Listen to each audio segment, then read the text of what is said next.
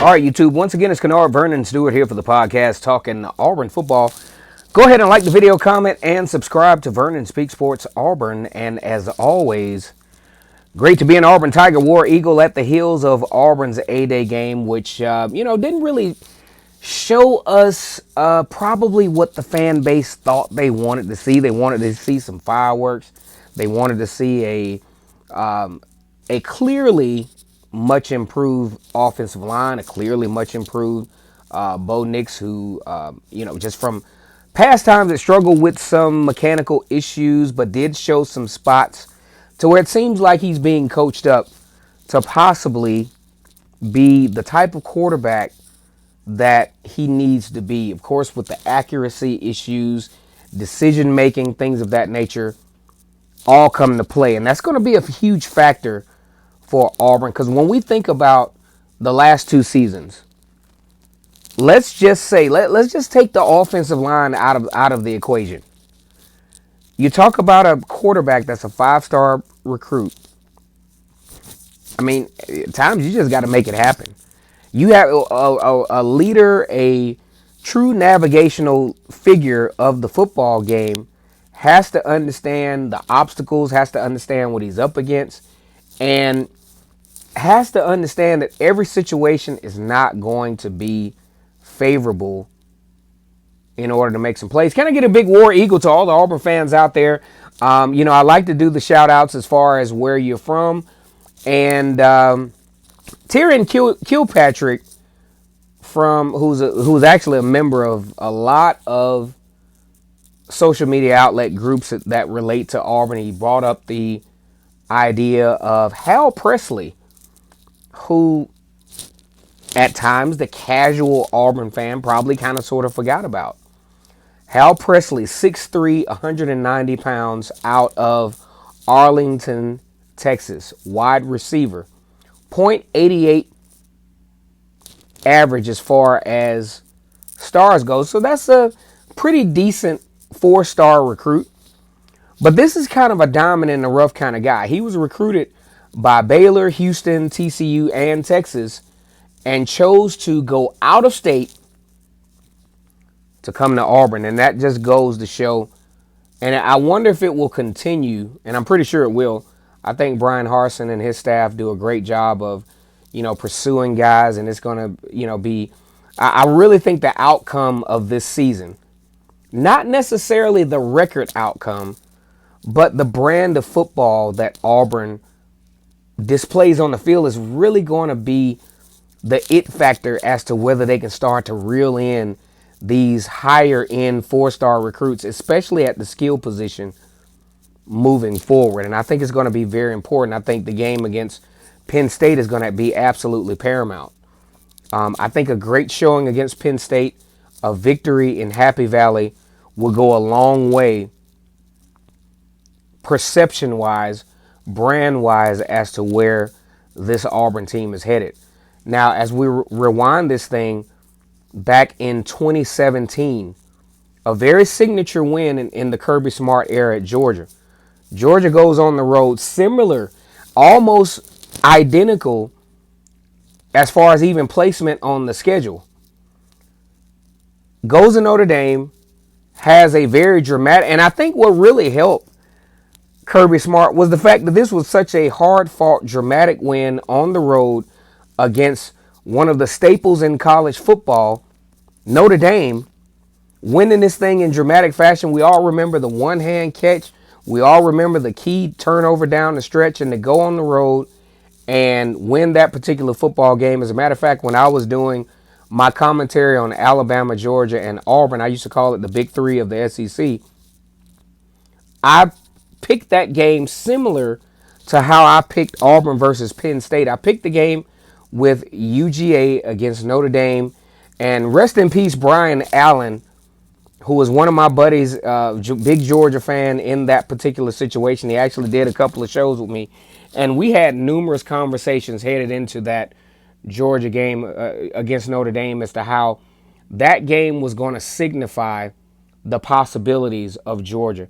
And let's just say you take away that 1-point win from Georgia, and let's just say it goes the other way, you might not have a Georgia team that's in the national championship that's only seconds away from beating Alabama in the national championship. I mean, Alabama probably shouldn't have been there anyway. They were a good football team, but hell, you didn't win your division. And of course, you didn't win the conference.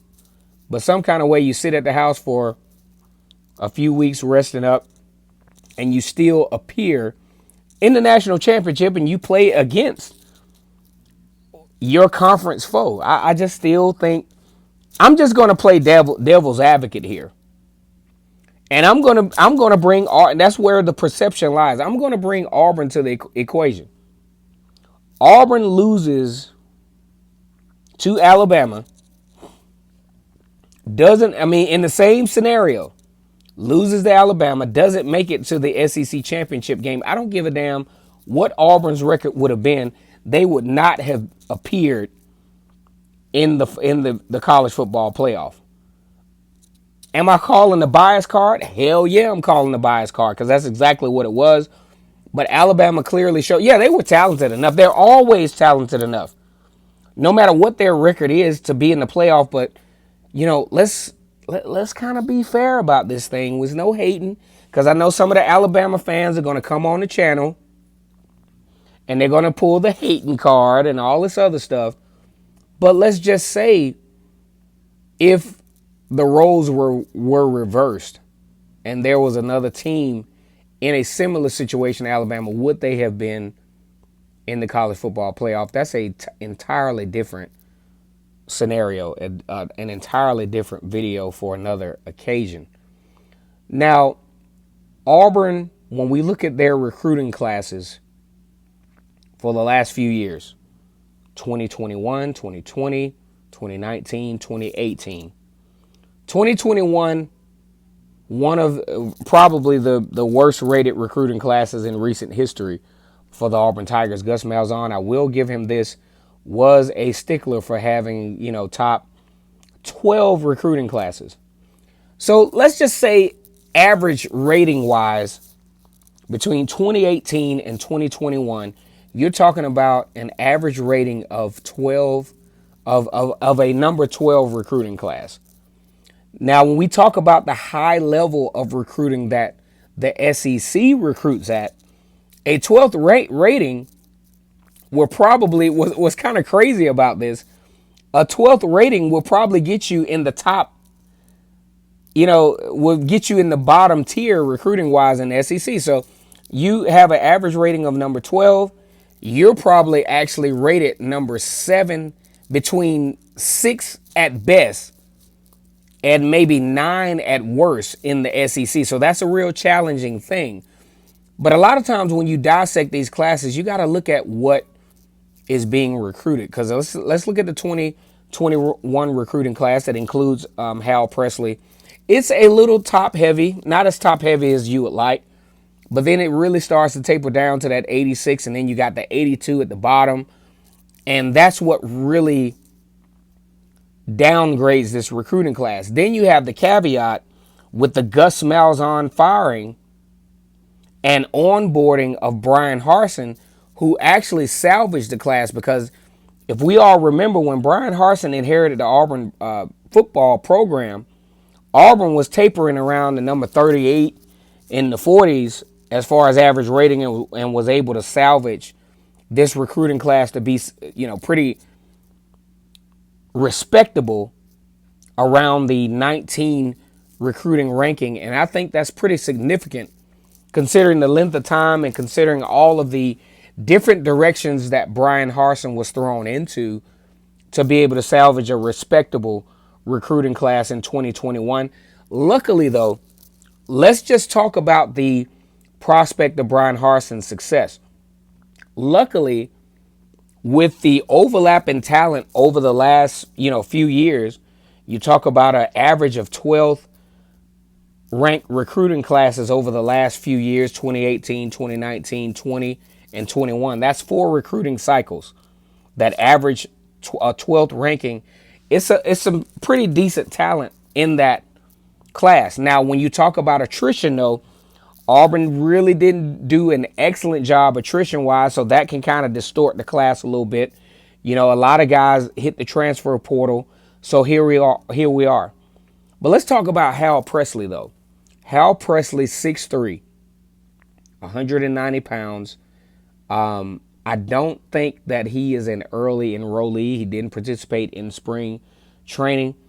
But this is a guy that I think could really, be a huge factor for the Auburn offense. One thing I like about the Auburn offense as far as wide receivers go is they're starting to get a little bit more bulky at the wide receiver position. Talk about Xavier Capers, over, 6'2", 6'3". Kobe Hudson around 6'2". These guys really have that height factor to where they can, compete for these one-on-one balls. They can strong arm the intermediate passing game. And the sky's the limit as to what could possibly happen. Now, in the spring game, what we did see, though, is good opportunities, but guys just not coming down with the football. And that comes with experience. I think these guys have a lot of development to do. But if Auburn is going to be successful, the wide receiver position is going to be the key, because most of the teams who perform at a high level, who make it to the college football playoffs, who compete in their respective conference championship games, they have good receivers. They have game-changing receivers. Oklahoma, Alabama, Clemson, even kind of sort of Notre Dame to a certain degree. Ohio State, definitely. The wide receiver position is going to be the position that's going to be the game changer for these guys. Now, Hal Presley being a highly coveted wide receiver in the Power 5 ranks. Even Georgia Tech made an offer. Louisville made an offer. Ohio State made an offer. Not Ohio State, I'm sorry. Michigan and Michigan State made an offer. Ole Miss made an offer. Of course, the Texas schools, Baylor, Houston, University of Texas, TCU, North Texas, Texas State even. I think Texas State might be a FCS school in the state of Texas. But definitely not a guy that was unnoticed, so to speak. He has a lot of range, man. He has a great vision of the deep ball. He's very competitive in the red zone situations because he can compete. As a matter of fact, I'm not going to compare him to Seth Williams, but I think he can be Seth Williams-ish. Seth Williams, when Seth Williams was on, he was on. That's the only thing that kind of hurt Seth Williams was his gross level of inconsistency. When things were favorable for him, he was probably one of the better, at least the middle to upper tier wide receivers in the SEC. But when he was not on, he was just absolutely not on. But I think with Hal Presley, he plays with a lot of moxie. He plays with a lot of attitude. He really likes to, you can tell by his presence on the football field that he likes to play with a level of dominance. Like, yeah, I got you. I'm going to catch the ball, and I'm going to flex my muscles after I make that catch on you in the end zone. I'm going to show you the ball as I'm going to. And that's something that, from a branding standpoint, Auburn's got to continue to get these guys with these attitudes, to get these guys with the brand, with type of brandability to say, hey, Auburn they pretty tough. When I see these guys on TV, they are really tough. Hal Presley, 6'3", 190 pounds, commits to Auburn from the state of Texas. Hopefully, Brian Harsin and his staff can continue the pipeline in the state of Texas. And as talented as guys are in Texas, I mean, let's look at the ratings now. State of Texas, some of the more talented players in the country. 88 rating could actually be the equivalent of more higher end 4-star in another state. You got to factor that in as well. So I'm really excited about, onboarding Hal Presley, Jarquez Hunter out of the state of Mississippi. Of course, you got the mainstays there, Elijah Canion,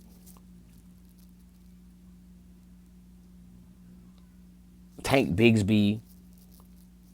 Let's see what Bo Nix is gonna do though. I know the Auburn fans do not like me talking about Bo. I'm gonna tell you, when I do a Bo Nix video, I'm guaranteed between 3 to 6 dislikes off rip. And half the time they don't even listen to the video because they say I'm bashing Bo Nix. No, I am not. Truth and bashing are two different things. But we're not going to get into that right now. Let's go ahead and like this video. Comment and subscribe to Vernon Speaks Sports Auburn.